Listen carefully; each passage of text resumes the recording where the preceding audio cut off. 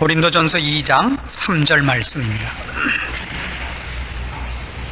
고린도전서 2장 3절입니다. 내가 너희 가운데 거할 때 약하며 두려워하며 심히 떨었노라. 내 말과 내 전도함이 지혜에 권하는 말로 하지 아니하고 다만 성령의 나타남과 능력으로 하여 너희 믿음이 사람의 지혜에 있지 아니하고 다만 하나님의 능력에 있게 하려 하였노라. 사도 바울이 고린도 교회에 저들의 잘못을 지적하고 그리고 자기가 지금 감당하고 있는 이 사역을 설명하고 그리고 고린도 교회 교인들에게 전하여 준 복음의 그 내용과 복음을 어떻게 전달했는가 하는 설명을 하고 있는 중입니다. 중요한 것은 이 복음을 전할 때 바울이 지혜에 권하는 말, 사람의 재주로 하지 아니하고 성령의 나타남과 능력으로 이 일이 수행되고 결과되기를 바라서 두렵고 떨리는 마음으로 있었다, 그렇게 얘기를 합니다. 그래서 오늘 살펴보려고 하는 건 바로 이 내용 속에 나타나는 성령의 나타남과 능력이 뭐냐 하는 것입니다. 다음 수요일 날에는 여기에 대한 또 좀 더 구체적인 이 성령의 나타남에 대해서 생각을 하겠습니다만, 오늘은 먼저 이 성령의 나타남과 능력이라는 이 대목에 대한 그 원칙적이고 좀 더 포괄적인 문제를 먼저 다루겠습니다. 이것이 여러분들이 이 문제에 대해서 이해하는 데에 일종의 원칙적인 시각이 되어야 됩니다. 그리고 그 다음에 이제 내용을 또 구체적으로 살펴보겠습니다. 성령의 나타남과 능력이라는 것이 우선 이것과는 구별된다는 걸 아십시오. 그것이 어떤 기적이나 어떤 신비로운 현상을 의미하지는 않습니다. 이렇게 이해하지 말아달라 말이죠. 내가 했으니까 내가 설명을 하고 내가 나 같은 것이 하니까 이게 상대방이 못 알아듣지, 하나님께서 직접 얘기를 하신다면 충분히 알아들으실 텐데, 이제 내 전도나 내 설명을 못 알아듣는 사람에게 대하여 그런 안타까움을 우리가 가지는 수가 많습니다. 그렇죠? 그래서 이제 종종 목사를 그런 의미로 초대를 할 때가 많습니다. 평신도가 얘기하는 것보단 목사가 얘기하는 게 좀 더 낫지 않겠는가 해서 이제 목사를 부르는 경우가 많은데, 바로 그런 식의 사고방식, 그걸 조금 더 확장하자면 이것이 말로만 가지 않고 지금 여기 있는 표현을 오해한 식으로 설명을 하자면, 성령의 나타남이 있다면, 즉 거기 어떤 기적이, 거기 어떤 신비로운 현상이 나타난다면 상대방이 이 내용을, 내가 전도하는 어떤 복음을 쉽게 납득할 텐데 라는 생각을 우리가 가집니다. 이건 성경이 얘기하는 성령의 나타남과 능력이라는 표현으로 되어 있는 본질과 다릅니다. 그러니까 이걸 이해해야 됩니다. 기적이라는 방법, 초월이라는 방법으로 이 내용이 증거된다면 사람들이 납득할 거라는 생각에서 여러분이 벗어나셔야 됩니다. 사람들은 기적을 알아먹는 존재가 아닙니다. 대표적으로 이렇게 성경에서 증거하고 있습니다. 누가복음 11장으로 가보시죠. 누가복음 11장 14절입니다. 예수께서 한 벙어리 귀신을 쫓아내시니 귀신이 나가매 벙어리가 말하는지라 무리들이 기이 여겼으나 그 중에 더러는 말하기를 저가 귀신의 왕 바알세부를 힘입어 귀신을 쫓아낸다. 여러분, 이거 잘 아시는 사건이죠. 우리가 기억을 해야 될 건 이겁니다. 주님에 대해서 적대감을 갖고 있는 사람들이 주님이 기적을 일으킨 것으로 항복하지 않았다는 사실입니다. 주님께서 기적을 일으키면 상대방이 그의 말의 진실성과 권위를 인정할 거라고 생각하는 건 그건 인간적인 생각입니다. 우리가 믿고 우리가 전하는 것이 어떤 기적적인 증거를 동반하면 믿을 거라고 생각하는 것은 성경이 얘기하는 바와 다르단 말이죠.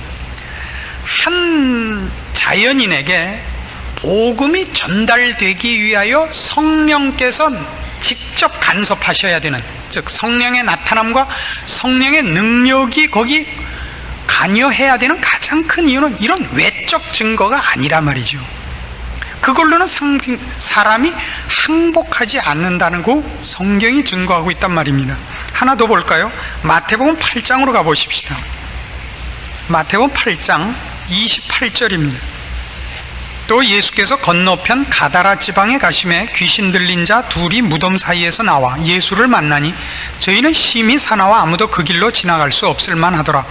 이에 저희가 소리질러 가로되 하나님의 아들이여 우리와 당신과 무슨 상관이 있나이까? 때가 이르기 전에 우리를 괴롭게 하려고 여기 오셨나이까 하더니 마침 멀리서 많은 돼지떼가 먹고 있는지라. 귀신들이 예수께 간구하여 가로되 만일 우리를 쫓아내실진대 돼지떼에 들여보내소서 한대 저희더러 가라 하시니 귀신들이 나와서 돼지에게로 들어가는지라.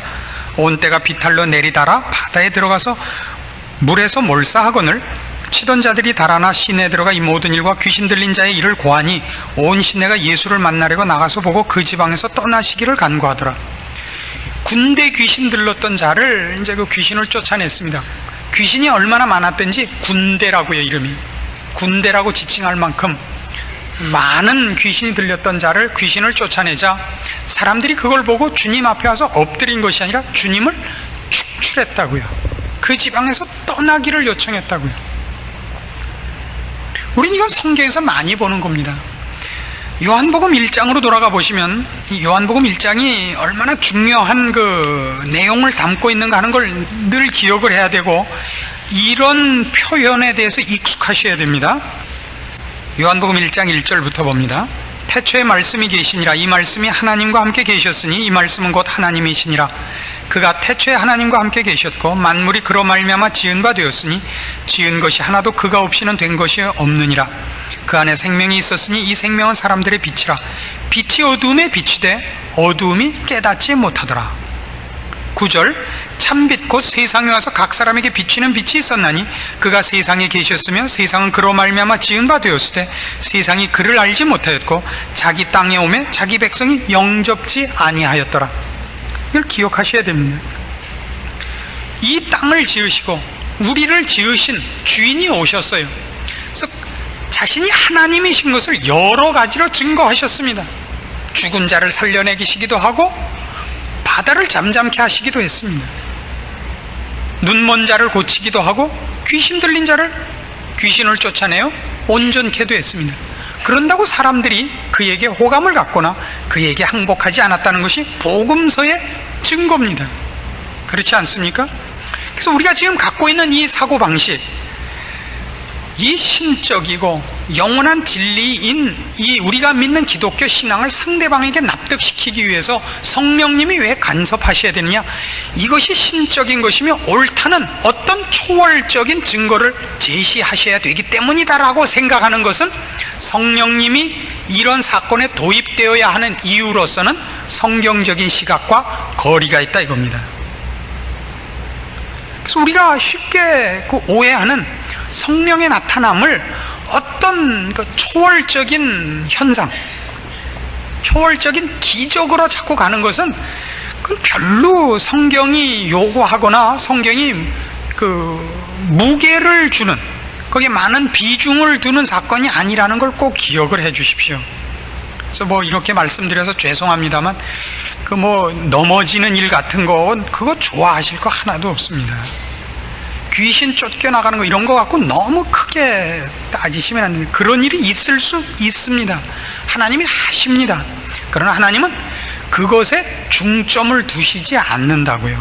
더 많은 일은 무엇을 통해서 하느냐 하면 말씀과 일상생활을 통해서 하십니다. 이건 어쨌든 나중에 또 우리가 살펴보기로 하고요.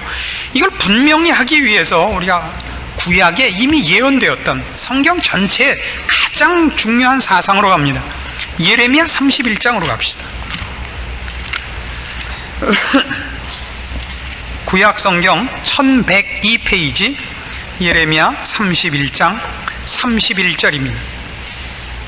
예레미야 31장 31절 나 여호와가 말하노라 보라 날이 이르리니 내가 이스라엘 집과 유다 집에 새 언약을 세우리라. 나 여호와가 말하노라 이 언약은 내가 그들의 열조의 손을 잡고 애굽 땅에서 인도하여 내던 날에 세운 것과 같지 아니할 것은 내가 그들의 남편이 되었어도 그들이 내 언약을 파하였음이니라. 나 여호와가 말하노라 그러나 그날 후에 내가 이스라엘 집에 세울 언약은 이러하니 곧 내가 나의 법을 그들의 속에 두며 그 마음에 기록하여 나는 그들의 하나님이 되고 그들은 내 백성이 될 것이라. 자, 이 새 언약에 대한 예언입니다. 새 언약 그러면 헌 언약이 있죠, 그렇죠? 그러니까 새 언약을 한문으로 쓰면 그게 신약입니다. 헌 언약을 한문으로 쓰면 그게 구약이죠. 그러니까 구약, 신약이에요. 그러나 우리가 생각하는 구약과 신약은, 그러니까 새 언약이면 옛날 언약과 다른 거니까 이렇게 충돌적으로 볼 염려가 있습니다. 그러나 구약과 신약은 충돌적이지 않습니다. 왜냐하면 옛 언약과 새 언약의 차이는 내용에 있지 않기 때문입니다.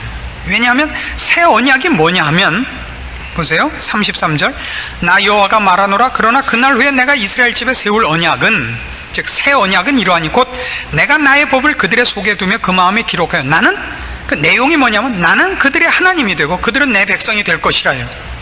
이건 구약도 내용을 이걸로 한다고요. 구약도 뭐였죠? 율법을 주면서 이스라엘 백성에게 약속한 게 뭐예요? 나는 너희 하나님이 되고 너희는 내 백성이 될 것이라. 구약에서의 약속의 내용이나 신약에서의 약속의 내용은 다르지 않습니다. 그러니까 그것으로는 구약과 신약이라는 차이를 가질 수 없어요. 그럼 어떤 면에서 구약과 신약의 차이가 있냐? 즉 무엇 때문에 새 언약이라는 말이 붙어야 되는 차이를 가지게 됐냐 그러면 이 약속을 성취하는 방법에서의 차이입니다. 그래서 이렇게 얘기했죠. 31절에 보세요. 왜 새 언약을 세워야 되느냐? 나 여호와가 말하노라. 보라, 날이 이르리니 내가 이스라엘 집과 유다 집에 새 언약을 세우리라. 왜 새 언약을 세워야 되느냐? 32절, 나 여호와가 말하노라. 이 언약은 내가 그들의 열조의 손을 잡고 애굽 땅에서 인도하여 내던 날에 세운 것과 같이 아니할 것은, 분명히 옛날 언약과 다를 건데 왜 다른 언약을 세워야 하느냐? 내가 그들의 남편이 되었어도 그들이 내 언약을 파하였습니다. 어떻게 했다고요? 그들의 열조의 손을 잡고 애굽 땅에서 인도하여 낼 때 내가 그들의 남편이 되었어도 그들이 내 언약을 파하였기 때문에 새 언약을 세울 수밖에 없다. 새 언약은 그럼 어떻게 되는 거냐? 이 새 언약은 33절, 나 여호와가 말하노라. 그러나 그날 후에 내가 이스라엘 집에 세울 언약은 이러하니 곧 내가 나의 법을 그들의 속에 두며 그 마음에 기록하여.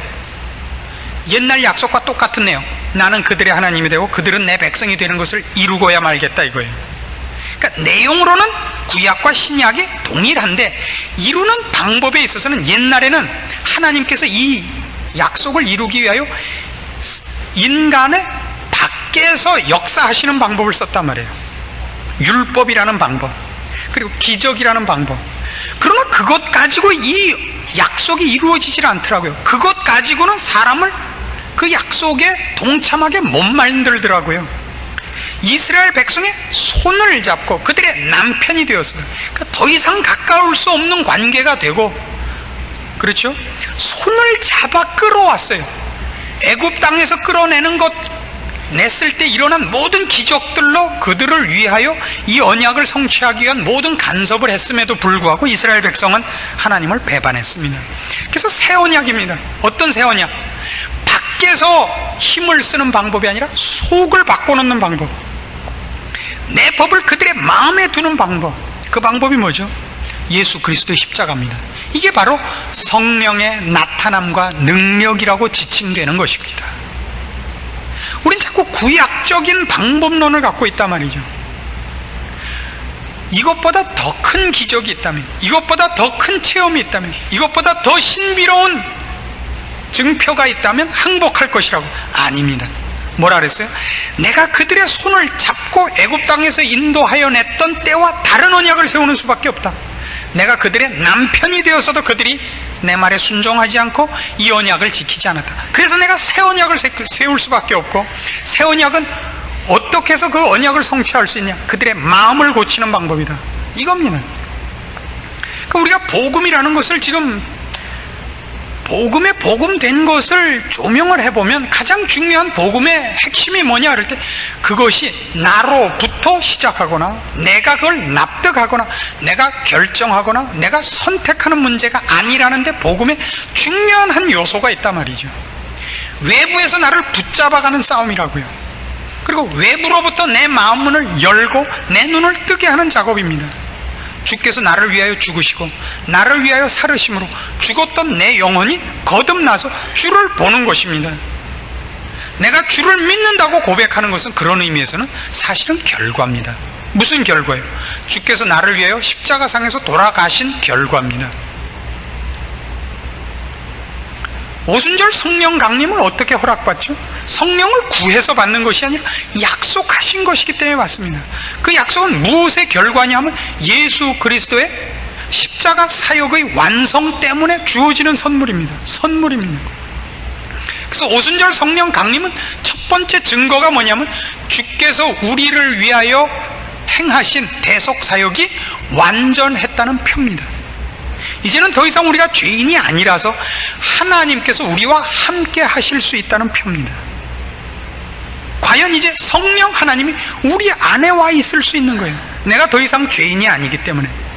왜 그것이 가능했냐? 내가 얼마나 열심히 구하고 어떻게 금식을 하고 어떻게 철야를 해서 성령이 오시느냐가 아니라 십자가 사건 때문에 성령님은 우리 안에 오시게 되는 겁니다.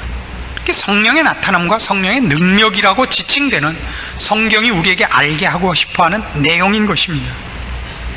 그래서 성령의 나타남과 능력이라는 것은 바로 외적인 어떤 능력, 외적인 기적, 외적인 체험, 어떤 외적인 증거들이 아니라 우리 안에서 일어나는 죽었던 영혼이 살아나는 이 일, 예수 그리스도의 십자가 사건을 나의 것으로 만들어내는 성령 하나님의 사역이란 말이죠. 그것이 있어야 된다고요. 그것이 없이는 아무리 말을 잘하고 아무리 많은 능력을 갖고 있고 아무리 초월적인 어떤 증거를 갖고 와도 그것은 전부 쓸모가 없습니다. 아까 우리가 복음서에서 증거됐던 데서 본 바와 같이 주께서 귀신을 쫓아내자 귀신의 왕 바알세부를 힘입어서 쫓아낸다고 비난을 하고, 그렇죠? 또 군대 귀신을 쫓아냈을 때 뭐라 그래요? 떠나가라는 거예요. 감당을 못하겠다고. 기적 때문에 사람들이 믿지 않습니다. 우리는 우리가 먼저 주를 불러서 구원을 얻지 않습니다. 로마서 5장 8절은 기억할 만한 것이죠. 이건 김현희 씨도 좋아하는 성경 구절이 돼요. 어느 날 신문을 보니까 그 사람이야말로 그거를 가장 잘 이해하는 사람일 겁니다. 자기가 죽어 마땅한 사람인데도 불구하고 예수를 믿고 구원을 얻을 수 있다는 것을 그가 확인했을 때 제일 감격했던 구절이 그거라 그래요. 로마서 5장 8절을 찾아야 된다는 건 참 비극입니다. 그 정도는 외우셔야 되는 거예요. 찾아볼 열심이 없어서 안 찾아보고 나서 떳떳해 하시면 안 됩니다. 외우고 계셔야죠. 언제 주께서 우리를 위하여 죽으시고 우리의 구원이 이루어졌는가를 성경이 뭐라 그래요? 우리가 아직 죄인 되었을 때 그리스도께서 우리를 위하여 죽으심으로 하나님께서 우리에 대한 자기의 사랑을 확증하셨느니라. 그러니까 바울이 지금 고린도 교회 교인들을 향하여 싸우는 싸움은 바로 그건 겁니다. 너희들은 실제로 복음이 무엇인지를 모르고 있다 이거죠. 너희가 믿는 신앙의 기초와 그 뿌리가 어떻게 출발됐는가를 모르고 있다 이거죠. 그걸 모르면 무슨 문제가 생기느냐? 그럼 쓸데없는 비난과 경쟁과 자랑이 생긴단 말이죠. 우리는 은혜를 입은 자요, 하나님 앞에 은총을 입은 자요, 값없이 이걸 받은 자로서 혹 누가 내가 지금 온 자리에까지 못 온 것을 본다 할지라도 그것이 그의 열등한 것이 아니며 내가 남보다 나은 것이 있어도 그것이 내가 우월한 것이 아니라 은혜를 입은 것이라는 걸 깨달아야죠. 그래서 기다려야죠. 마치 중학교 3학년이 국민학교 3학년을 보고 우월감을 가지면 안 되듯이요. 그건 나이 차이에 불과한 겁니다. 저 어린이가 국민학교 3학년에서 전체 1등하고 난 중학교 3학년에서 전체 꼴등하면 내가 훨씬 못하는 거죠. 그러나 중학교 3학년과 국민학교 3학년이 같은 시험 문제를 놓고 보면 누가 나요? 그나마 중학교 3학년이 낫죠. 그건 비교할 수 없는 겁니다. 그걸 무엇 때문에 생긴다고요? 그 오해가 바로 이겁니다. 내가 선택하고 내가 납득했다고 생각을 하기 시작하면 복음의 가장 중요한 부분, 은혜라는 부분이 없어진다고요. 은혜가 없어지면 모두가 자기가 잘났다 그러기 시작하고 모두가 기다리지 않고 손가락질하기 시작합니다. 교회에서 꼭 써서는 안 되는 말 중에 하나 이런 거 있다 그랬죠. 난 요새 뭐가 안 돼 그러면 기도 안 하니까 그렇지. 이거는 나쁜 말이라고요. 기도를 해서 얻는 것이 아닙니다. 기도를 할 수 있다는 건 우리에게 커다란 신분상의 특권이지, 기도하면 모든 것이 이루어지는 건 아닙니다. 기도를 해서 무슨 일이 이루어진다는 것은 기도가 방법론이라는 뜻이 아니라, 이 일은 인간의 손으로 만들 수 있는 문제가 아니라 하나님만이 하실 수 있는 일이라는 신앙 고백적인 행위가 기도입니다. 기도를 얼마나 많이 하느냐로 응답을 받는 것이 아닙니다. 그거는 비나이다가 아닙니다. 그건 얼마나 치성을 드리느냐의 싸움은 아닌 것입니다. 이런 것들을 기억해야죠. 그래서 이걸 이제 긍정적인 부분에서 보세요. 이제 옛날엔 우리가 그런 의미에서 내가 이걸 선택하거나 저걸 선택하지 못했습니다. 우리는 악과 사망의 권세 아래 있었고 성령님께서 우리들을 거기서부터 꺼낸 자들인 것입니다. 그래서 우리가 이쪽에 온 것을 얘기할 때 내가 선택했다든가 내가 그걸 이해했다는 표현을 절대 쓰지 않는다는 걸 알아야 됩니다. 아까 보았던 요한복음 1장으로 다시 돌아갑시다.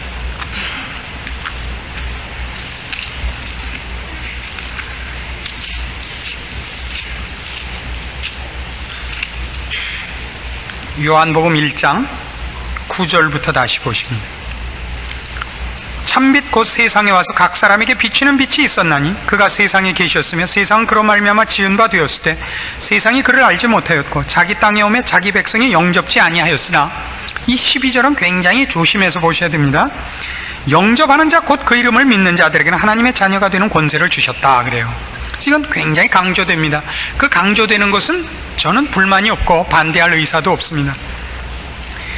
전도와 복음을 전하는 입장에 있을 때는 이 책임을 요구해야 됩니다. 선택을.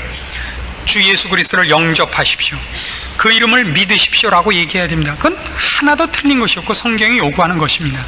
그러나 그것이 무슨 뜻인가는 13절에 이렇게 주석이 붙어 있다는 걸 알아야 됩니다. 영접하는 자 곧 그 이름을 믿는 자들에게는 하나님의 자녀가 되는 권세를 주셨으니 이는 혈통으로나 육정으로나 사람의 뜻으로 나지 아니하고 오직 하나님께로서 난 자들이니라. 이걸 잊지 마십시오. 누가 예수를 믿느냐라면 선택해서 믿는 것이 아니라 그의 마음에 성령께서 역사한 자들만이 예수를 믿는 겁니다. 여러분에게 제가 거기 앉으신 분들 이 피아노 앞으로 모여주십시오 그러면 올 수 있죠. 피아노 앞으로 오십시오 그럴 때 이 일로 모일 수 없는 이유는 두 개밖에 없어요. 하나는 피아노가 뭔지를 모르거나, 그 다음에 피아노를 볼 수 없으면 못 오는 겁니다. 그렇죠? 신자에게 가장 중요한 건 뭐냐 하면 불신자와 신자의 차이라는 것은 볼 수 없는 겁니다. 저 피아노가 뭔지를 몰라서 못 오는 것이 아니라 볼 수가 없어서 못 오는 겁니다. 근데 우리는 눈을 떠도 처음에는 저게 피아노인지를 모릅니다. 그러니까 전도에 의해서, 설교에 의해서 이게 피아노구나를 알아요. 피아노 앞으로 모여라 그랬는데 그게 피아노가 뭔지를 몰랐는데 이게 피아노라는 걸 알았다고요. 그래서 나중에 뭐라고 자꾸 설명을 하냐면, 문제는 피아노를 몰랐던 데 있었던 것이 아니라 옛날엔 감겨 있었는데 이제 떠서 본다는 사실은 까먹고 피아노가 어떤 것인지를 처음부터 설명해 줬으면 우리가 코미디 프로에서 보는 바와 같이 말을 하지. 그거 안 해요. 그럼 진작 말을 하지. 꼭 믿는 사람들이 뒤에 와서 시비를 거는 게 그거죠. 그걸 처음부터 이렇게 설명했으면 내가 금방 알았을 텐데 설명하는 사람이 빙빙 돌려서 늦게 알았다는 거야. 아니에요. 설명과 이해의 문제가 아니라 떴기 때문에 나중에 알게 된 거예요. 떠서 봤으니까, 떠서 이게 피아노인가 저게 피아노인가 그랬다고요. 그러다 누구의 설명을 듣고 이거구나라고 알았어요. 그날 여러분이 선택한 것도 아니고 그날 납득한 것도 아니고 그날 믿은 것도 아닙니다. 그날 여러분이 본 거를 확인한 겁니다. 이거 제가 목청 좀 돋구지 않게 좀 이해를 해 주십시오. 이게 제일 크게 시중에서 오해되는 겁니다. 그래서 그걸 잘 설명한 사람이 마치 성령을 대신한 것 같이 얘기를 한다고요. 자기가 그의 마음을, 즉 눈을 뜨게 한 것 같이 얘기를 해요. 피아노를 설명하는 것이 눈을 뜨게 하는 것은 아니라고요. 그건 성령님만이 하시는 겁니다. 그럼 눈을 떴다고 해서 곧 알는 것은 아닙니다. 근데 이런 분이 있어요. 눈을 뜨던 날 곧 피아노를 아는 것이 동시에 일어나는 사람이 있어요. 중간에 믿는 분들, 특별히 구원의 확신의 날을 사건으로 기억하고 있는 분들은 그런 분들입니다. 꼭 그렇진 않습니다. 눈은 뜨고 나중에 아는 사람이 많습니다. 나중에 아는 사람. 그래서 여기 있는 바와 같이 영접하는 자라고 우리 쪽의 확인을 설명하고 있고 우리 쪽의 선택을 얘기하는 것 같지만, 누가 영접을 하느냐? 혈통으로나 육정으로나 사람의 뜻으로 나지 않은 자, 하나님께로서 난 자, 하나님께서 예수 그리스도의 십자가로 그의 자녀로 삼은 자, 그래서 성령 하나님이 그 마음의 눈을 뜨게 한 자들이란 말이에요. 그들만이 예수를 영접할 수 있습니다. 왜요? 보니까, 빛을 보니까. 우리가 기독교에 대해서 얘기를 하다 보면 가장 답답한 게 뭐냐면, 이렇게 분명하고 이렇게 확실한데 불신자들에겐 이렇게 말이 안 먹힐 수가 없죠. 세상에 이거 같이 답답한 게 없어요. 그렇죠? 이건 마치 비교가 훨씬 정확하지 않습니다만, 이북 사람들이 우린 남한에 오면 보고 금방 항복할 줄 알았죠. 이 자유, 이 풍성함. 근데 이북 사람들이 남한에 와보고 한 소린 다 뭐죠? 복잡하고 공기가 나빠서 못 살겠다 그러고, 이북 사람들은, 남한 사람들이 이북에 오면 금방 항복할 줄 알았죠.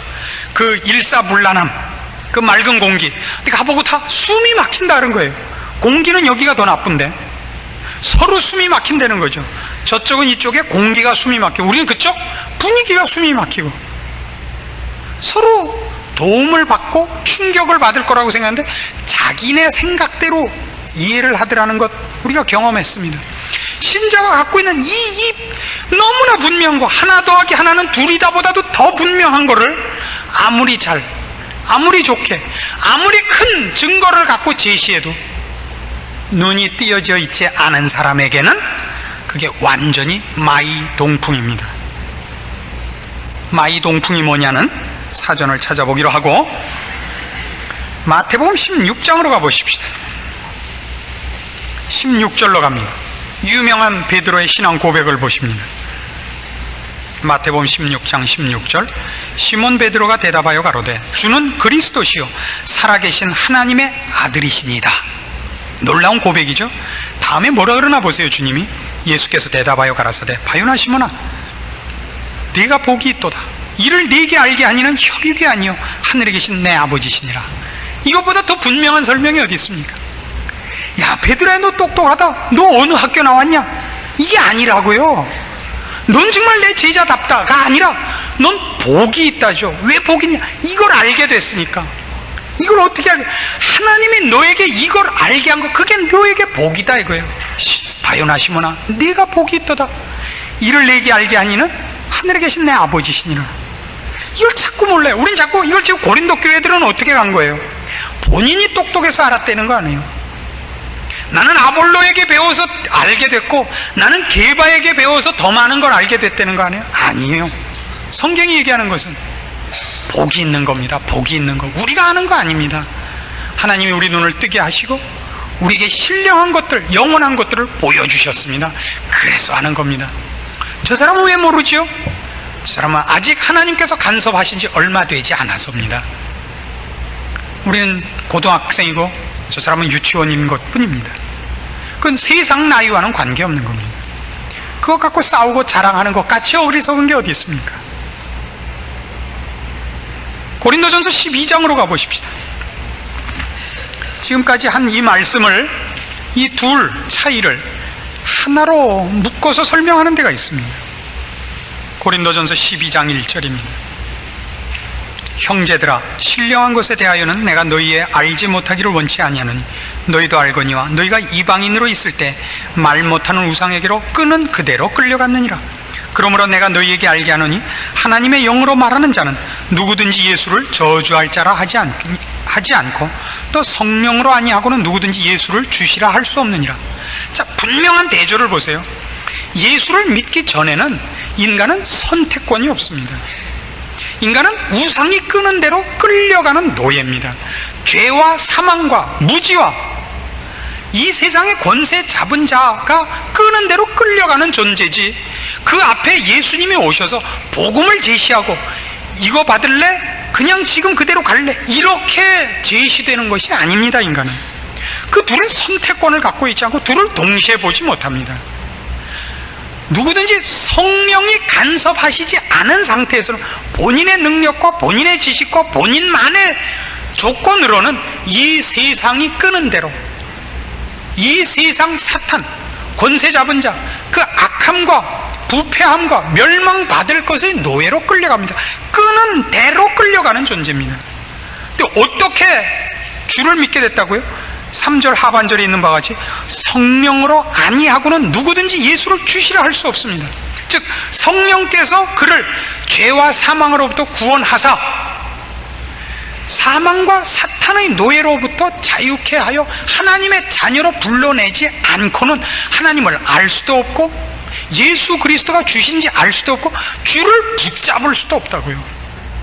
예수를 주라고 선언을 할 수가 없어요. 선택을 할 수가 없어요. 알고 못하고가 아니라 선택을 할 수가 없어요. 누가 풀어주지 않고는, 성령께서 풀어주지 않고는. 이것이 오늘 본문에서 얘기하는, 우리가 오늘 고린도전서 2장에서 만나는 사도 바울의 선언입니다. 너희가 도대체 나에게서 받은 것이 뭐냐? 복음의 내용이다. 그것이 어떻게 너희에게 납득되고 너희의 것이 되었는지 아느냐? 너희 마음에 너희를 죄와 사망의 권세로부터, 무지와 방탕과 죽음과 어리석음으로부터 성령님께서 너희를 구원했기 때문에 너희 마음 눈을 열고 너희 신령한 귀를 열고 하나님의 자녀로 너희를 불러내고 그것들을 너희의 것으로 만들어줬기 때문에 성령의 나타남과 능력이 이 일을 가능케 했느니라. 그러지 않고 내가 인간 대 인간으로 말싸움, 재주의 싸움, 신경질적인 싸움, 자존심의 싸움을 할까봐 내가 굉장히 두려워했노라. 성령님이 나타나셔야 되는데, 성령님이 너희들의 마음을 움직여야 되는 싸움에 내가 종으로 부름을 받은 사람인데 내가 내 성질을 부릴까봐 내가 약하며 두려워하며 힘이 떨었노라. 이것이 고린도 교회에 지금 쓰는 편지의 복음에 관한, 그 전도를 통하여 전달된 복음의 방법에 관한, 그래서 우리가 잊어서는 안 되는 중요한 부분에 대한 설명입니다. 이런 의미에서 우리는 이미 하나님의 사랑을 받은 자요, 성령 하나님께서 우리에게 간섭한 자요, 성령께서 우리 안에 나타내신 바 된 자입니다. 방언을 해야 내 안에 성령님이 계시는 것이 아닙니다. 어떤 은사, 나타나는 은사와 나타나는 초월적인 체험이 있어야 우리가 하나님께서 나에게 관심을 갖고 있고 내 편이고 성령께서 내 안에 와 있다는 것이 증거되는 것이 아닙니다. 내가 주님의 이름으로 기도를 하는 것, 주님이라고 부르는 것, 하나님을 아버지라고 부르는 것, 그거야말로 성령의 나타남이다 이겁니다. 성령의 나타남. 성령이 아니고는 그건 아무도 못하는 일이거든요. 죄와 사망의 권세로부터, 이 세상 권세 잡은 자, 사탄이 끄는 대로 선택의 여지 없이, 반항할 능력 없이 끌려갈 수밖에 없었던 우리가 죄 지은 데 대한 죄책감이 있고 거기에 대한 후회가 있고 하나님 앞에 와서 용서를 구하고 회개하고 자신을 고통하며 이 회개하며 눈물 흘리는 일이 있다는 것이야말로 성령의 나타남이다 이거예요. 그게 성령의 나타남입니다. 성령께서 있는 확실한 증거란 말이죠. 방언이나 신유의 은사나 환상이나 이런 것 이전에 말이죠. 이것으로 여러분 자신을 확인하십시오. 성령께서 여러분 안에 능력으로 계시고 나타나 계시고 여러분에게 너무나 분명히 하나님의 자녀인 것을 증거하고 있는 이 성경의 이 증언을 놓치지 마십시오. 그래서 제발 귀신 쫓아내는데 넘어지는 데 가서 자신을 확인하지 마십시오. 그건 물론 보조수단으로 쓰십니다. 보조수단으로 쓰십니다. 주님께서 말씀하신 것 같이, 도마에게 하신 말씀 같이, 너는 보는 거로 믿느냐? 보지 않고 믿는 자가 복되도다 하신 말씀을 기억하십시오. 보이는 것으로 담는 메시지는 너무 빈약합니다. 보이는 것은 메시지를 많이 담지 못합니다.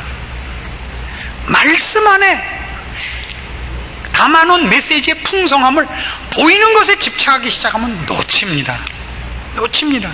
제가 여러분에게 자꾸 이런 부분에 대하여 너무 많이 언급을 하는 것 같이 느껴지십니까? 바로 이 이유 때문입니다. 보이는 것에 여러분이 매달리기 시작하면 더 많은 것을 놓치고, 보이는 것 몇 개 안 되는데 여러분이 잡혀서 균형을 놓치게 되고 집착하게 됩니다. 그래서 그렇습니다. 성령 하나님께서 여러분 안에 계시고 그가 계신 것을 분명하시고, 그 모든 것이 우리의 기도와 우리의 회개와 우리의 일상생활 속에 우리의 영 깊숙이 하나님의 간섭이 있는 것으로 확인하지 않습니까? 감사하십시오. 그리고 거기에 순종하십시오. 기도하십시다. 하나님 아버지 은혜를 감사합니다. 성령 하나님이 우리 안에 계시고 우리를 간섭하시고 우리를 위하여 한탄하시며 기도하시며 우리를 보호하시며 지키시는 것을 말씀을 통하여 확인하고 감사드립니다. 내가 방언을 할 줄 모르고 신유의 은사가 없고 신비한 체험이 없을지라도 성령님이 우리 안에 계신 것이 나타난 바 된 것을 믿습니다. 오늘도 우리가 예수 그리스도를 주라 부르며 천지를 만드신 하나님을 아버지라 부르며 모든 것을 아뢰고 기도하며 주님의 이름으로 요구할 수 있습니다.